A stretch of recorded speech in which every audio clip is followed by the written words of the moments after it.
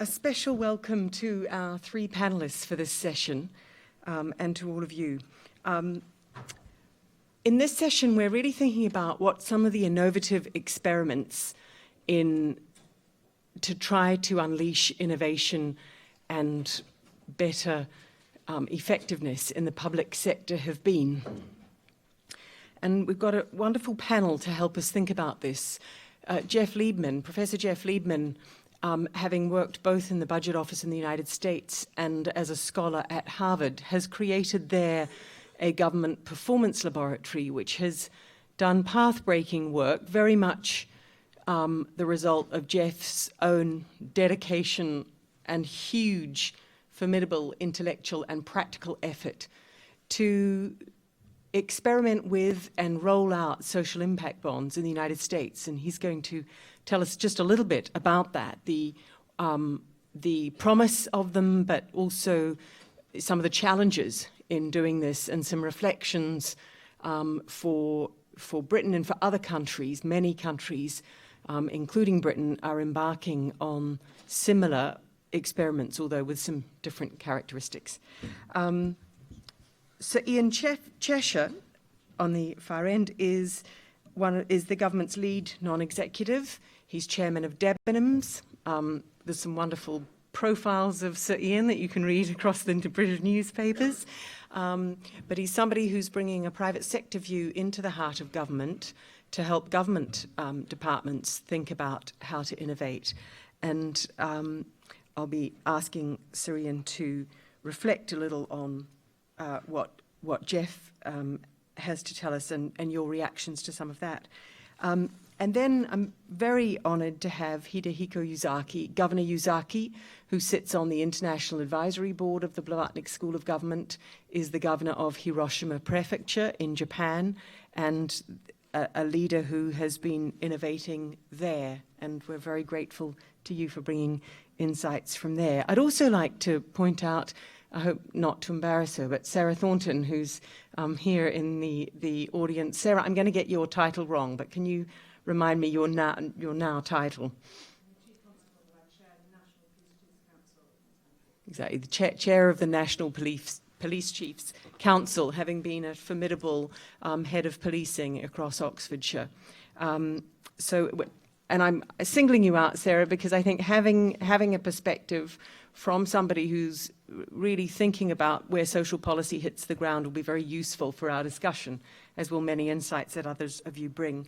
But let me start with Jeff. Jeff, you've really pioneered these social impact bonds. What's the problem that you think they solve? First of all, let me just point out that what we're really good at doing in Massachusetts is stealing ideas from the UK and then perfecting them. And so that's what we really did we heard about the experiment going on here in Peterborough, and then we thought, well, maybe we should try that in the US. The problem I think we're trying to solve is quite simply that we're not making enough progress in solving social problems. That if you look today at the number of homeless or the percentage of low-income children who show up for the first year of primary education ready to learn, or the fraction of people coming out of prison who return to prison, it doesn't look like we're doing any better than we were 10 years ago. And the question is, what could we do such that if we're having a reunion of this conference 5 or 6 years from now, we will actually say we've made some progress on these problems, and not just a little bit, not that we just developed some little evidence-based program that proved it served 200 people well, but we actually moved the dial at the national level on some of these social problems. So the question is, what might we do to do that? And my hypothesis is that what we need to do is that it's going to take a sustained effort, and it's going to take a more effective way of government collaborating with social service providers to accomplish this. That basically there's almost nothing government can accomplish in any domain of public value that doesn't involve combining the work of civil servants with goods and services acquired from the private sector. And that's particularly true in social services, where many of the providers are in the private sector, either for-profit or non-profit organizations. And the challenge is that the way we currently governments spend billions and billions of dollars on social services, but very little of it is spent in a purposeful way. And what I mean by that is typically what we do is we make a grant or give a contract to a social service agency, and we say, go serve a certain number of people. and they go off and serve a certain number of people, and then we do it again the next year and the next year. And what we don't do is purposefully say, here is the vulnerable population we're trying to serve. Let's measure the outcomes for those individuals. Let's have an explicit strategy to make sure that we connect the right services to the right subsets of those individuals. Let's use data in real time to actually see if the handoffs of the vulnerable populations to the service providers are occurring and people aren't falling through the cracks, and re-engineering the systems to make sure that people are getting those services. And then at the end of the day, actually evaluating whether any of these things work, because you can deliver services perfectly, but it can turn out the particular intervention doesn't work. The way it is today, we never discover that. Basically, once a program gets in the budget, it's immortal, and we keep funding it forever, and we don't discover which things work. So that's the problem we're trying to solve. Could we have a more purposeful and more effective way for governments to collaborate in a multi-year basis with service providers to actually move the dial on some of these social problems?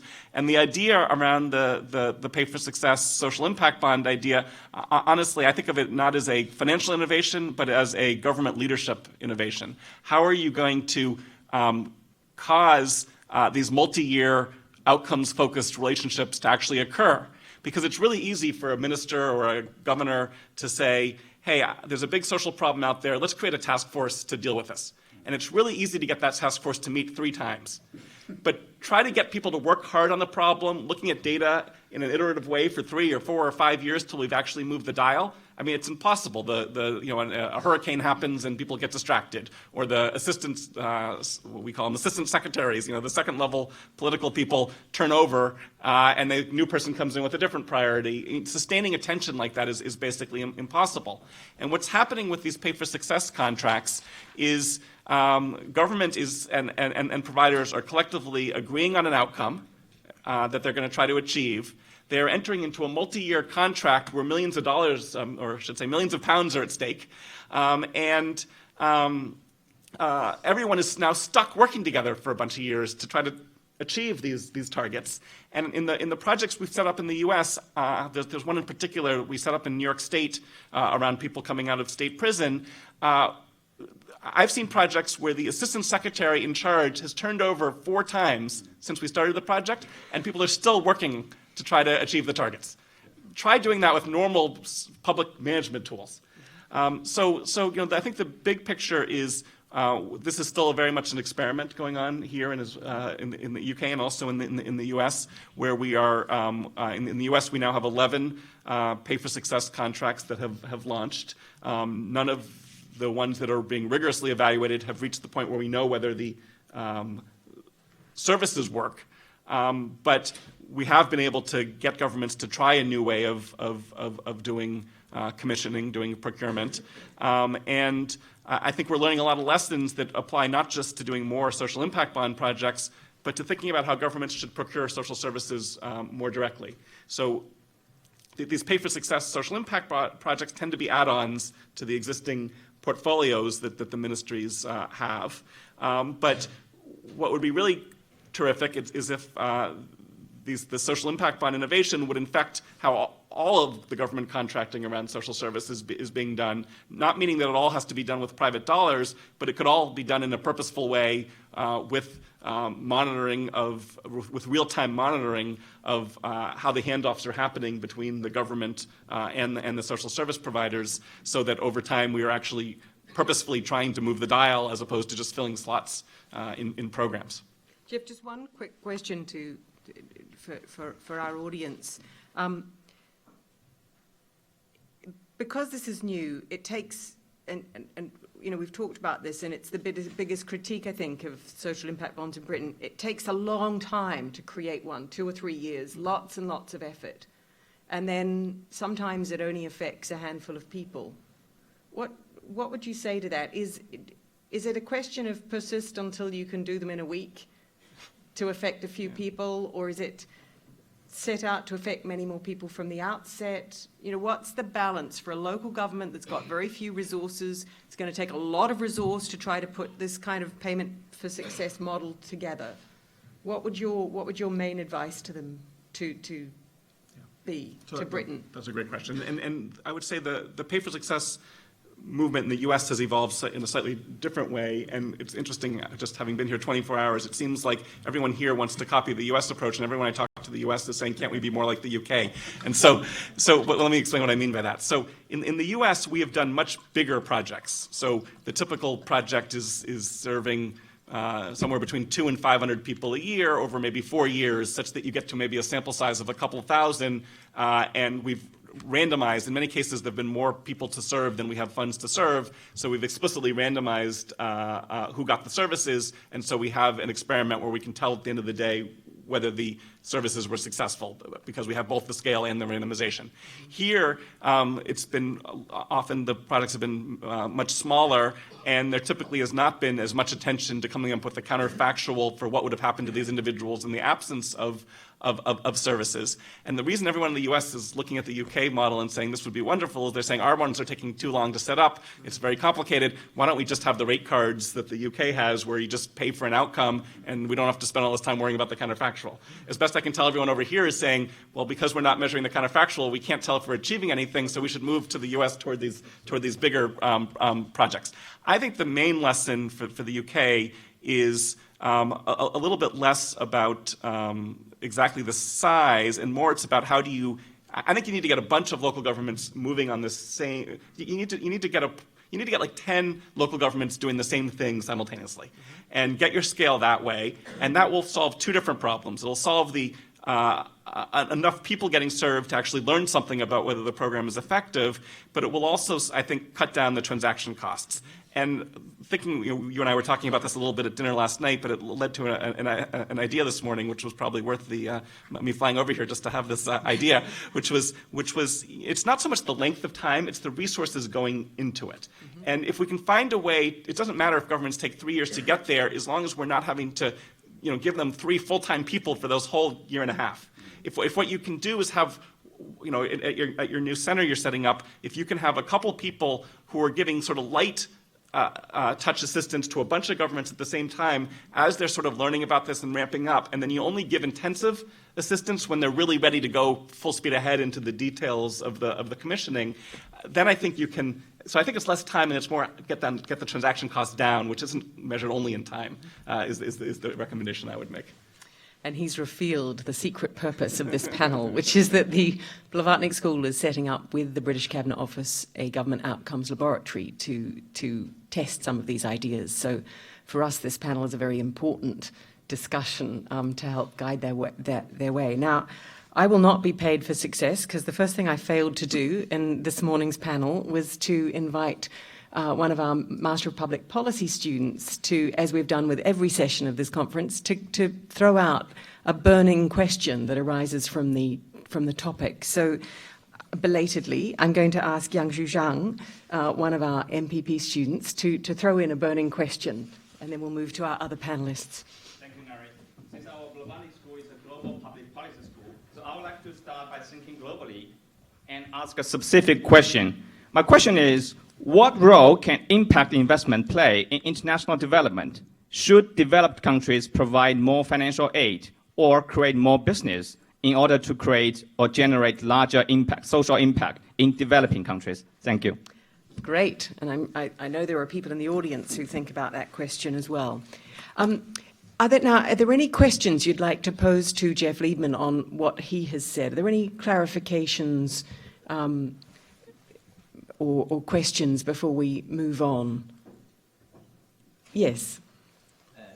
Andrew Lennox, I work for an organisation called Brightest that invested into a number of social platforms in the UK and not in the US yet. So my question to Jeff is, what would you say are the single one or two biggest challenges in delivering these contracts successful? Not designing them, which we talked about, but actually getting them delivered. That's a great question. I would say they're twofold. One is we've had a hard time predicting how many people will be in the population that need to be served. So we'll take a historical baseline and think that we're going to have 800 people a year coming out of a prison. And then all of a sudden we'll run the program in real time and we'll only have 300 people coming through. And because of the fixed cost of the program, it's now become a very inefficient version of service delivery. So we've had challenges in making good predictions, and I could go into more detail about why we get those numbers wrong, but I would say that's been the first one. And so we've been trying to design follow-on projects to be more robust to different scales of enrollment and not have it lead to having to rewrite these contracts when we get unexpected surprises on the downside in terms of the number of people available to be served. And I would say the second challenge has been getting technical assistance to the service providers in using data to manage their own operations. I think that I think that we're not doing a good enough job of using data in real time to improve operations. There's basically a program model. They come in, they deliver it, and we hope it works. But I don't think we've realized the full potential of having the focus on outcomes actually improve service delivery on the ground. Serene, that must be something that you've got lots of private sector experience with, using real-time data to improve operations. And now you sit in that special position of being a non-executive director, watching civil servants trying to do their jobs, but also facing politicians who have an idea a week. I saw you nodding as Jeffrey talked about it's hard to get governments to stay the course, to sustain a focus over 4 or 5 years, not just because the personnel changes, but because the fashions of the day change rather quickly. Yeah. Well, look, I mean, a lot of what Jeff said is echoes. In thinking about this as social impact, particularly about the limits of what government itself can do and how can it engage with particularly the not-for-profit sector and the private sector, I think I can see on a more macro level, and we'll come talk about some outcomes bit, but there are 3 big areas where there are opportunities to have a much bigger impact by partnering with those groups. The first is big social attitude shifts. There are massive wins. If you can change the public's view on eating, for example, you massively cut your healthcare bills down the line. Similarly, climate change and sustainability is sort of starts with public attitudes, and trying to fix all the stuff through the government lens doesn't work. And there's a huge temptation in government, which I saw up close and personal at Number 10 and other places, where the government feels like it has to control the answer. And actually, I think there are real examples where, in fact, there's actually an anti-government reaction. One example I'll give you is the Brown-Blair government Act on CO2, which spent 10 million quid a year on public advertising, trying to tell someone to act on CO2 when most people didn't know what CO2 was. So the chances of acting on it are pretty slim. And the research basically revealed that the government telling you with a wagging finger to do something just absolutely rebounded. Whereas working with a group of people like the National Trust, charities, with trusted brands, which I was involved with, getting people to do a single act, the first single act, the first low energy bulb into the household, the first bit of composting, set off a train of behavioural change, which is much richer. Now, it doesn't work for the political announcement. There wasn't a Number 10 announcement, and Gordon Brown was very upset about that. But it does actually have more practical impact. And the other area I'd cite is something I'm involved in chairing, a campaign called Heads Together, which the William and Harry and Kate are leading, but it's a combination of 7 charities, will be 7 corporates, and backed up by the government and the NHS. But if the NHS and the government try to lead that, I personally think it wouldn't have the effect that by combining the Royals and charities with reach and corporates with reach, we can actually achieve substantive change. So the government just, I think, needs to get over what it can and can't do and reach out to these partnerships much more and mobilise people through them. Second quick area is innovation. My personal experience is that very little innovation ever happens in government. This is just not the place you do it. So most of the interesting innovation that's happening in government is because people have had time before government. So I spent 4 years with Ian Duncan Smith at DWP, and most of the interesting stuff around universal credit and the work programme and various other things came from the Centre of Social Justice well before he got into government. So actually it's things like Harvard, BSG, other places, other think tanks, is really where the innovation happens. And I think there has to be time and planning for that. And again, a diverse group of people involved with it rather than just the civil servants. And I think one of the big questions for government is how much of that policy, there are 10,000 people in Whitehall doing policy. do you really need all those people doing that, or could you actually sort of put together partnerships that would allow you to come up with more innovation? And the final area is around delivery, and delivery is a sort of classic thing, which this is where you get to outcomes-based. But actually, I think there are 3 points I'd make on delivery. First is our innovation, I think, in the UK of applying 70 mostly private sector people across government as non-exec directors, with the ministers having to chair the board as opposed to just the civil servants, is, I think, having, and I wouldn't claim it's curing cancer or anything, but it is definitely having an impact on how departments think about how they do things. And that's got 2 dimensions, one of which is the non-execs can say to the politician, you can't really have another 15 ideas before breakfast and expect the department change capability to be able to absorb those. You've got to have a pushback from an independent body who can say, look, that's great. Which one of the 20 things you thought of yesterday would you now not like to do? Because there is just that bandwidth. And it turns it from being a frustrated politician beating up a civil servant to a 3-way conversation of how do we actually get this done, because we are trying to get it done. And the second bit the non-execs have had an impact on is talking about rather boring but important things like talent and capability in departments. If you're going to have a digital transformation program, you might want to have some people who know how to do digital rather than wish them into existence. Equally, if you're going to try and produce big change programs, you've got to engage with large departments. DWP had 110,000 people in it when I arrived. It's still got 90,000 people in it. Engagement's really critical.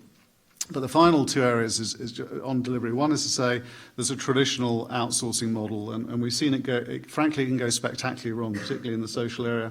We've had in the UK the Kids Company disaster zone, which was a sort of slightly guilty politicians handing money to people without enough control over outcomes. The other side of it is I think we've seen some interesting signs in things like the work programme, which I got involved with, where there's one really major lesson, which is you can construct, I think, some decent attempts at outcomes. They're not going to be perfect, and if you try and be perfect, the perfect will be the enemy of the good. So don't sweat the last sort of 10%, because frankly it'll turn the 3 years into 13. So set some realistic sort of levels of measurement expectation. But then the crucial thing is the department's ability or the government's ability to manage the process. And the badly designed programs and outcomes have been where it's turned into a black box that then the government and the department have no idea what to do. So work program was set up with the idea that you have clear outcomes, which you can measure, and it's monthly tracking. But then the big breakthrough for me was when we sort of realised that we had to set up a market of providers and we had to manage the market, and we couldn't just give people a 3-year program so they'd go away. And if they weren't hitting it, we gave the other providers the right to buy out the failing providers. So there was a natural consolidation towards the better performers. And the difference in performance between the private sector employers was extraordinary. I mean, it was completely league table, massive difference. So if all you've done is set up your outcomes, given your contracts, and then put your arms over your desk for the next 2 years and gone to sleep, you would have almost guaranteed failure. So for a lot of government, actively managing in-flight contracts is not what they're used to, and they don't design them correctly up front. So you've got to design, a market ecosystem, and then give the department or the government the capability, particularly around commercial management, to actually run that program as opposed to fire and forget. So I think there's huge opportunities to improve the reach of government, the impact of government through private, public and multiple stakeholder programs, but it requires a professionalisation of government to be able to handle that. And I'm afraid the politicians will always be with us because they have the trump card, which is they get elected and no one else does. And you have to just provide enough framework to allow that to be sort of practical. Can I just pick up your point about innovation and governments not innovating enough? Because in the area of social policy, you could say that successive governments have really destroyed the lives of the poor by constantly changing all the parameters within which they're trying to live very precarious lives, changing their housing benefits, changing their working benefits, changing programs, changing incentives, changing policies all the time. When if we look at the work on scarcity and on bandwidth and on behavioral science, the one thing we know that poor people need is certainty. Like, they need some fixed points. They need to know that these are the rules within which they can play.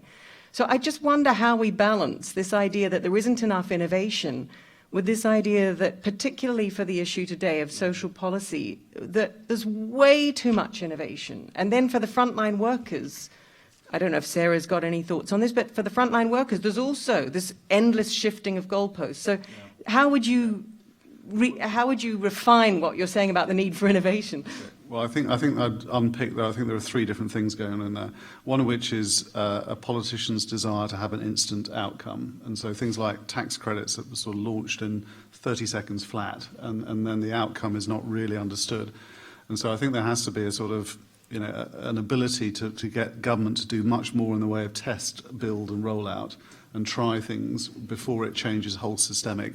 And there was a lot of grief for DWP about the quote-unquote slow rollout of universal credit. The entire non-exec board was saying, thank God for that. Can you slow down? Before you change a system that accounts for 26% of all the bank transfers in the country, you might want to test it first.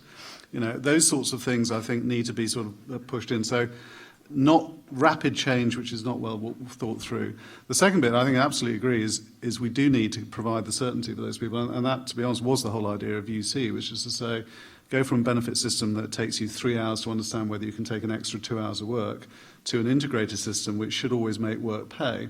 It's running into the political pressures to cut the welfare bill, which is taking it away from probably where it was, which is why Ian Duncan Smith's no longer in government.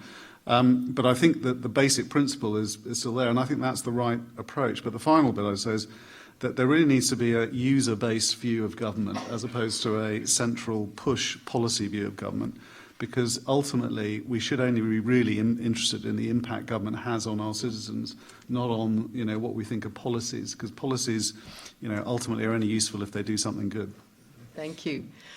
Governor Yuzaki, when Jeff said governments spend billions on social services, but rarely in a purposeful way, you were nodding. But perhaps you could share with us some of what you think are the most positive policies in Japan, either in your prefecture or in Japan at large, to deal with this, to deal with ensuring that social policy is, as Sir Ian said, user-based, user-focused, that it's focusing on the people it really needs to help. Well, I probably was thinking 5 things to do when I go back to Hiroshima before my breakfast. But, well, I was thinking, I was organizing what I should say in this context. And, it's not one thing, one policy or one process that would make government be more focused on the kind of performance, and everything needs to be aligned in that in that sense. I mean, like human resource evaluation, and of course process itself, internal or intrinsic discipline and culture of the organization. And everything needs to be pointed towards the focusing on performance, I think.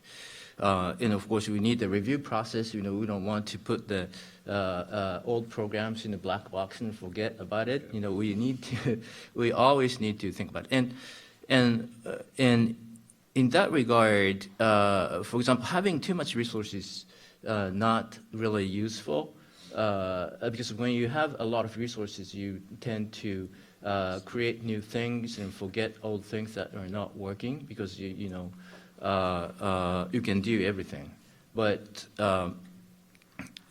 when you have scarce resources, and also you introduce idea of critical mass, you need to a certain amount of resources to put in order to get the desired performance, then what happens is naturally you need to have a selection. You need to have focus on what we're going to do. And what's the main debate in Japan on social policy? Obviously, there's a debate about how you deal with an aging population. There's a huge demographic shift that puts pressure.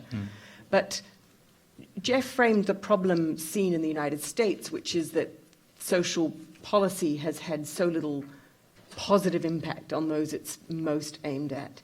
In Britain, that's true, and it's also true that the government's trying to find ways to do much more for much less.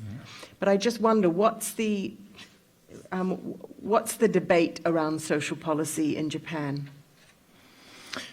Well, current biggest debate is probably the dealing with this decreasing population, I guess, and this decrease of population is happening at the same time that the centralization, concentration in Tokyo. More young people are coming to Tokyo, and so the balance within the country is being lost. In the rural area, the communities are aging or already aged with 40% or 50% or 60% of the population is over 65. And of course, the total number is decreasing. But at the same time, young people are moving to Tokyo to seek jobs and seek a higher pay, etc. And this has been a problem that the government's been working on for, I'd say, 50 years, but not working. And also the fertility rates. Japan, and this relates to the population problem, but we have about 1.5 total fertility rate, and that's the reason why we're losing population. But we have not been able to effectively deal with this. And now the Abe administration is putting many programs to support childcare and have more women's participation in labor force and other things, and which actually has a positive impact on the fertility rate. But again, not. I would say, if I say this too much, I'll be criticized. But I say again, the problem with the Japanese government, or with many governments, or central governments, or federal or national governments, they have too much resources, and they can do many things. And also, they don't have this notion of critical mass. Yeah. So they put too little resources on too many projects. And they expanded across the issues, and then you don't have critical mass. So in each project, you don't have enough performance to have the sufficient social impact, and still running deficit because you have too many programs. But is that an argument that, as governor of a prefecture, you should get more of the budget to spend in Hiroshima? Exactly. I sense that might be the case. Well, but I think you need the proper scope of management size. For example, Japan, it's a large country in terms of population and also the size of the budget.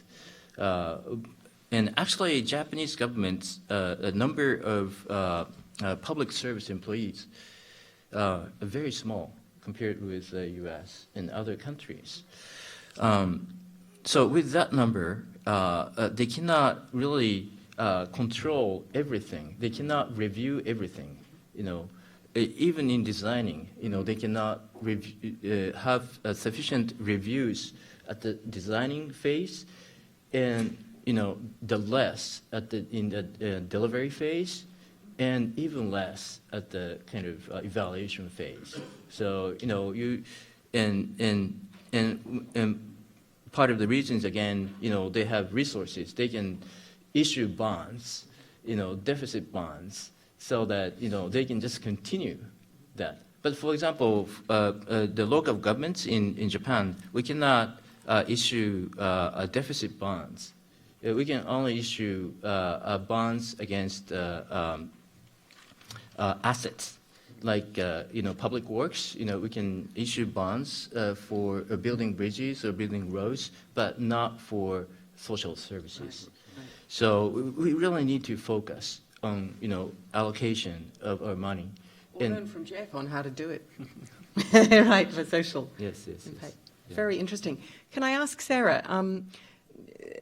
Sarah, you've heard about the sort of payment for success, and you've observed efforts in Britain. Can you give us your reflections from a police sort of point of view? And it was interesting to hear mention of Peterborough, because I was trying to catch up a couple of months ago about what exactly had happened in Peterborough, because I'm not sure the results as people thought.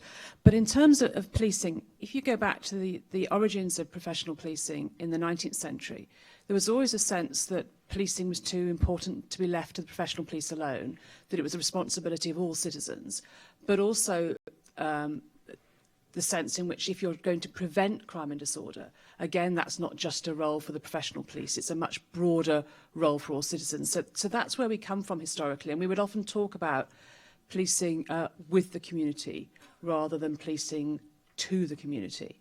And so that sense of co-production has been around historically. So we have all sorts of things that we've done, whether it's special constables, volunteers, neighbourhood watch, neighbourhood policing, that sense of co-production of safety in communities, particularly more deprived communities. But I guess the question is, if we're really talking about user centricity or putting the user at the centre and that whole kind of swathe of where public service reform is going to, is it enough? No, it's not. What's the next stage? And I was just thinking, as I was listening, I can think of one good reason why we should be optimistic and a couple of causes of concern. The first is the whole movement in the UK in terms of devolution, the work they're doing particularly in Manchester with the mayoral model, with policing much more integrated with a whole range of other public services. And everything I hear from that is very positive. So I think that the devolution model, that ability to join up locally, has an awful lot of potential. The two causes for concern, I guess the first one is about the general point about austerity and spend.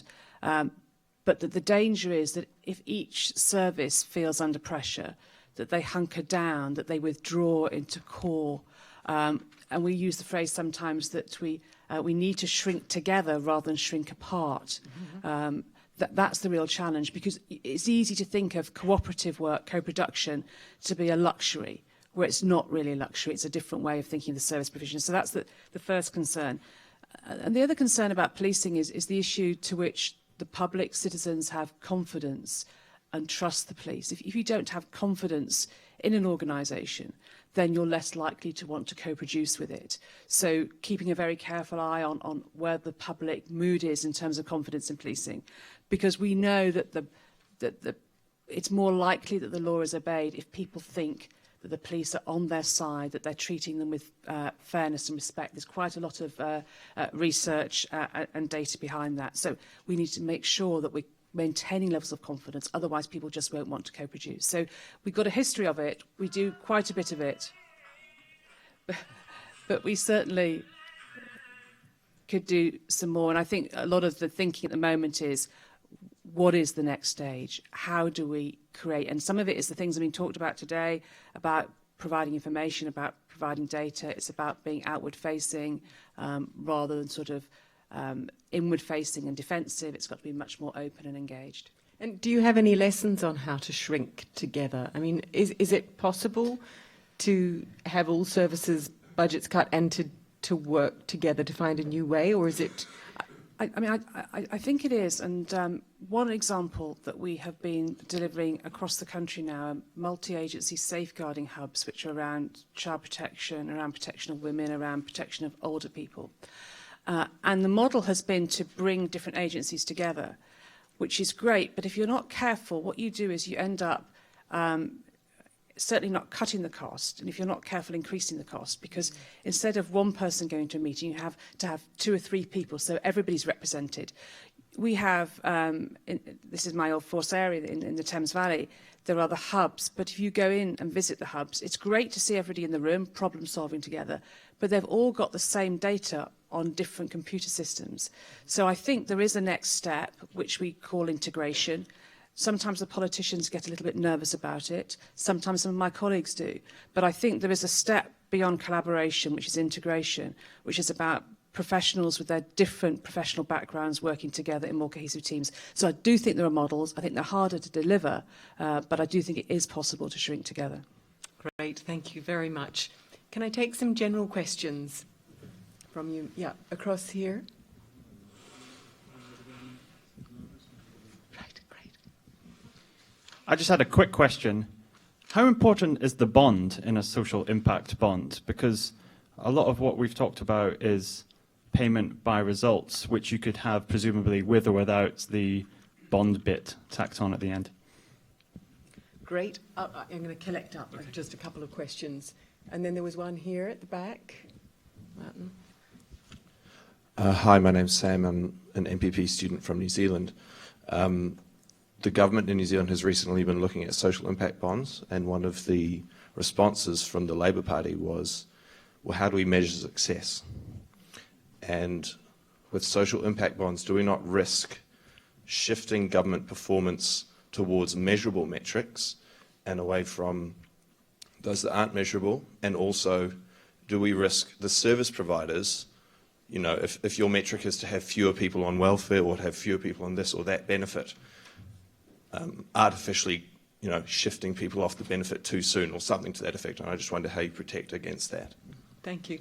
Over here. I'm Muir Gray. I've worked in government for about 40 years in the NHS and public health. And what I'm seeing now is major changes taking place. But Mark Moore said the key thing in strategic management is what's happening outside your organisation, whether you're a private company or government. For me, I'm seeing two big things starting to be achieved. In the NHS, we're moving to value-based healthcare, but that's all because of Liebman Brothers. Liebman Brothers have made my career, so the money's run out. That's been the change, not the way we organise and think. And in public health, the transformer has been this, the mobile phone.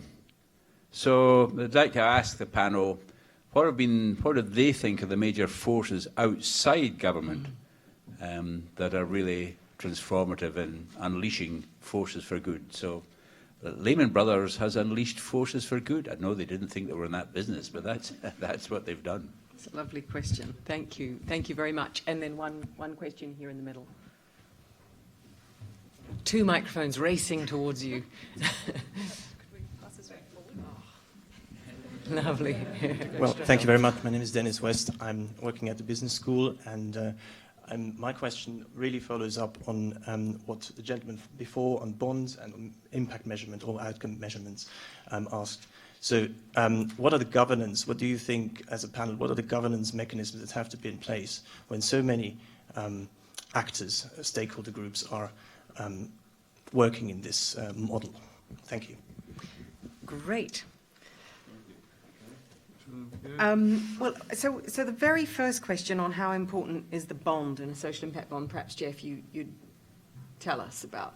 Okay, I'm going to answer that question. In the process, I'm going to pivot and actually answer the student's question about development impact at the same time, which is if what you're going to say is we're going to pay on outcomes, and if measuring outcomes is going to take 2 or 3 years, so you're going to ask someone to deliver services for 2 or 3 years, and we're not going to be able to tell whether the outcome was actually achieved because we won't have enough of a sample size to tell for 2 or 3 years.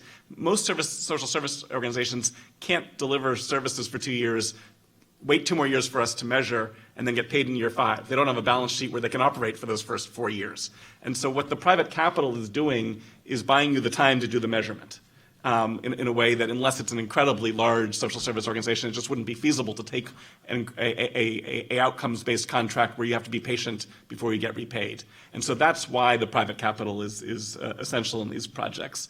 It's just unless you're delivering a service where the outcome can be measured, 30 days later or something like that, and then it's just sort of an accounts receivable thing, you just can't do it without some kind of bridge loan. And it's not that different than thinking about running a construction contract. If you're a government, I use the word bridge loan. Suppose you're hiring someone to build a bridge for you, and you say, we're going to pay you when you finish building that bridge, well, typically the construction company is out there borrowing some money from a bank and waiting until it gets paid by the government when the construction project is completed, and we don't pay a lot of attention to that. I mean, the government just says, here's the contract to do the public works project, and mostly I think that's how we should think about this in the pay for success world. From the government perspective, they're writing the outcomes-based contract, and then let the private sector go figure out how to finance these social service organizations. And so sometimes I think there's too much attention to the bond because what's going on is not that different than any other kind of private financing for service delivery. But the actual service delivery that's taking place for those first 2 or 3 years, in the social impact bonds you're doing, how much of that service delivery is being paid by the municipality or the local government? Like, what role is the bond playing a bonus at the end? Yeah, mostly in the U.S. projects to date, the entire service delivery is getting financed through the private capital, but it doesn't need to be that way. And especially if you think that because these projects are risky in the sense that many social interventions don't work, the investors therefore have to be very socially motivated to be able to take on more risk than they're getting from the returns. You want to minimize that amount of that, and so you could imagine having contracts where government pays 80% the old-fashioned way, just pay for the services, and maybe 20% is topped up based on performance, and that might well be enough to get the management gains that we're trying to get, and it would spread the philanthropically minded or the socially minded capital more broadly. Two points related to that. One, I think bond is important because the austerity reality for most Western governments is that you need more sources of capital, more sources of funding than you can raise through taxation. And there is an emerging interest in the investment community into this type of piece, but it is socially motivated. And there's a huge amount of pension fund, particularly long-term money, that is finding it difficult to find things for which social bonds would be great. So it makes the pie bigger to have the bond attached to it, and I think that is important. And on the point on measurement, what I'd argue really strongly for is a minimum spec requirement. There is a real problem, and I've seen this most recently with the Green Deal in the UK, when we tried to comply with parliamentary oversight of something that had to be so bulletproof that it became unworkable as a scheme from a consumer point of view, because it had to be perfect. You couldn't have a single thing that could go possibly wrong. And that is just beyond the realms of reality. And unfortunately, it is a politically driven requirement, not a sort of outcome-driven requirement. It's, I can never be criticised for doing the following 3 things. And I'm afraid in life you're going to have to take some flack, but that politically is extremely difficult. And then the civil service hate it as well. So it ends up being driven into the sand if you're not careful. Ian, I wonder if I could also ask you, so one of the sort of pervading norms in government is this idea that, if you can just get it in the contract, it will happen. So you get these extraordinarily detailed contracts and this quite naive belief that so long as you've put it in the contract, you've discharged your responsibility. And I just wondered, in the private sector, what is the role of the contract? That's a great point. I mean, basically, the reality is, yes, obviously you negotiate a contract and you try and work out the key items. But if you spent your entire time trying to detail every conceivable outcome, you would be there for 10 years. So the point is, it's a structure, and it's a vehicle to manage something. And the danger for government is they tend to fire and forget. They say, well, I've covered it in the contract. I've covered myself 3 ways to Sunday. It's all down to the contractor, whereas actually most things in real life are about continuous dynamic management, and you should be more tolerant of the fact that we would have to manage things across a contract, and we'd have to react, adjust and tune. And I would argue for much greater transparent, flexible contracts that allow you to work out, ultimately if the outcomes come, then if it ends up with a different route and the contract's been modified, that's probably okay. Whereas if you're relying on the contract and you come back 2 years later, you're probably going to be in trouble. Thank you. No, I'm sorry. Can I make a comment on the measurement? In many cases, the policy level goal and the project level measurement is very different. For example, if you're you want a certain social impact, and that's a policy level, and you don't have kind of clear KPI, measurement. Yeah, you don't have clear KPI. But if you get down to projects or programs, you can probably set up key performance measures easier. And the relationship or cause and effects relationship, and this is very complicated between this policy level goal and project level measurement. It sometimes you cannot tell actually if this program is successful, the policy goal is met. But we need to live with that because the social system is so complicated that you can't make all the elements clear. But I guess having clear measurement is very, very important in delivering those programs. Thank you. Jeff, you were going to say something on contracts. Yeah, I want to just follow up on what Surian said. I think if there's one thing I could wave a wand and improve in government, it would be to elevate the contract management function within government. It's that in government today, procurement is treated as a back office, fill out paperwork, process invoice function, when active management of contracts should be one of the most prestigious and high skill and important functions in government, because everything government's trying to do requires getting good performance out of the private sector actors, and if you don't have the talent inside government to manage those contracts, you can't tell whether the government's getting a good deal, and you can't do all the collaborative things that, exactly as Surian described, are the essence of getting good performance. I just completely echo that, and there is a big attempts going on in the UK to upgrade the commercial capability. It runs into one basic problem, which is that the really good people can earn about 5 times more in the private sector than they can in the public sector, so we have to attack the pay issue. If I could just maybe, 2 seconds to answer the question about what's good outside. Okay, I'll just do my bit. I mean, actually, I think it is the mobile internet and increasingly the Internet of Things will allow us to do a whole set of things so radically different that one of the challenges for government, because it takes so long to do things, is it's sort of paving over the goat tracks and it's not thinking about where actually the future operations could be. And there are so many implications for how you can run things differently in a fully wired internet mobile world, with the Internet of Things allowing you to do things very differently.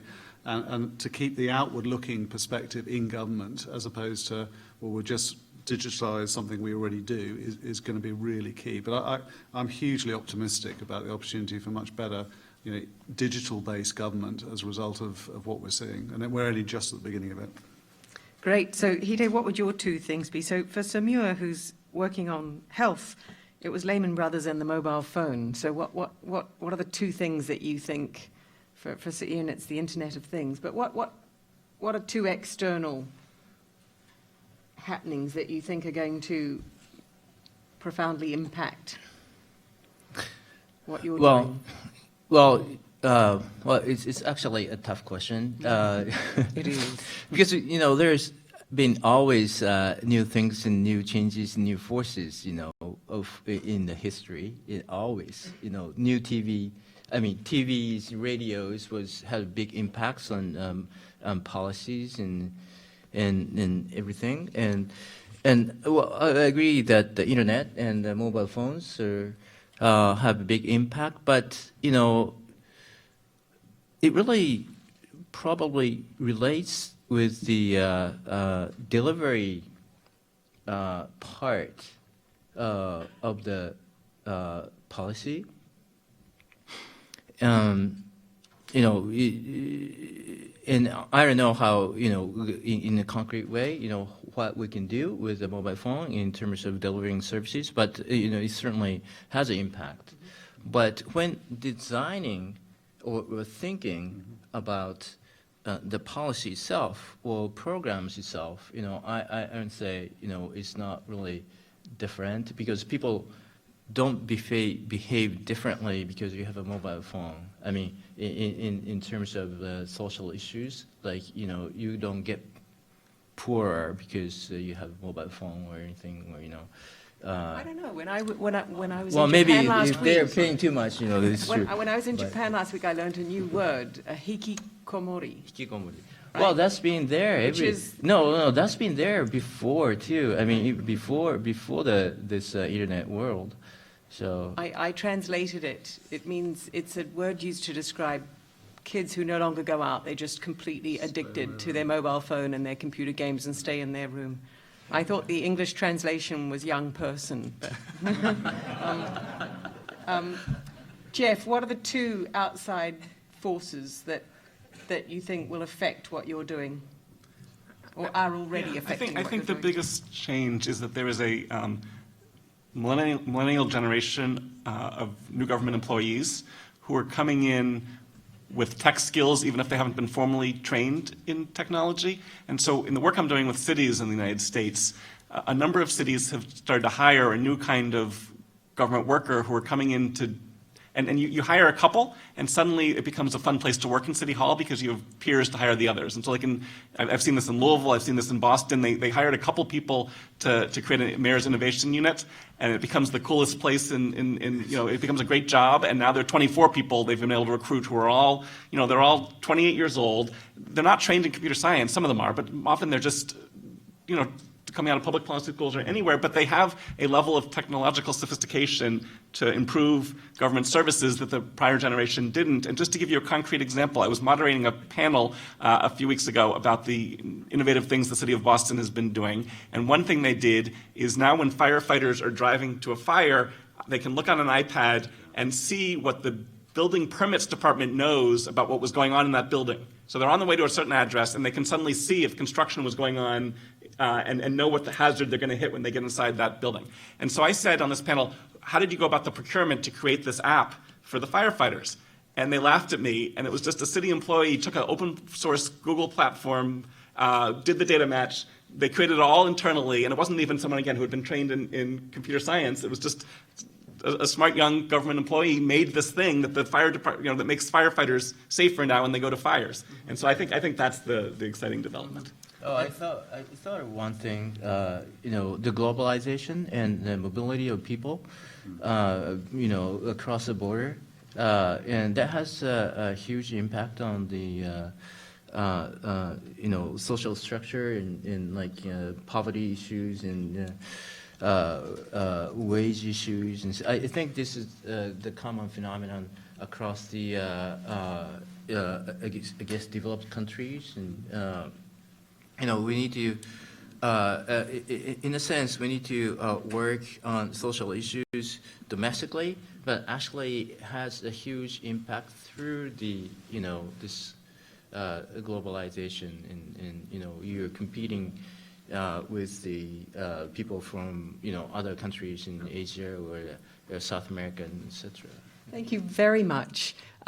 Before we thank our panelists, I'd like to call on two MPP students to give us one takeaway each. What's one thing that they've really learned from this session? So please introduce yourselves. My name is Silvana. I'm studying here at the Blavatnik School of Government, and I am from Colombia. Thank you very much for this interesting panel. So I understood that one of the keys for increasing social impact was to have this partnership, innovation, and delivery. So I believe that the challenges, as I understood it, is to have more time. Normally, politicians need to show results very, very promptly, and that's an important thing that we need to change in a way that to have results in a long term. Then we need steady advance within the government.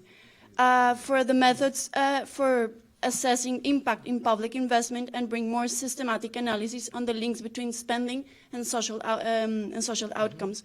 So to interact with the private sector and take private finance initiatives and identify when those projects actually bring some added value.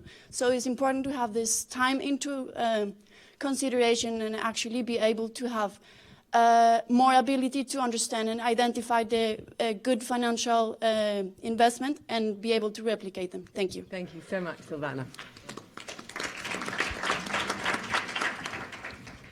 Good morning. My name is Sophie and I'm from France. If I'm completely honest with you, I had prepared a speech, but Silvana said everything I had written down, so I just give you my takeaway in another manner. I'd like to ask you a question. I have in my pocket a £20 bill. My question to you is, who wants it? Just raise your hand if you want me to give you that bill. Just raise your hand. It's a free one. It is a free one. If I do this, who wants the bill now? About the same number, right? And if I do this, who wants the bill? I got the same number. Today, we've learned something important. Today, we learned from the panel that despite how much we often tend to criticize governments for being ineffective, despite companies for being greedy, despite how much we tear them apart and crush them, they still have value, just as that bill. Thank you, Sofyan. Brilliant. Thank you both very much. Two very memorable takeaways. Can you join me in thanking very much our fantastic panelists?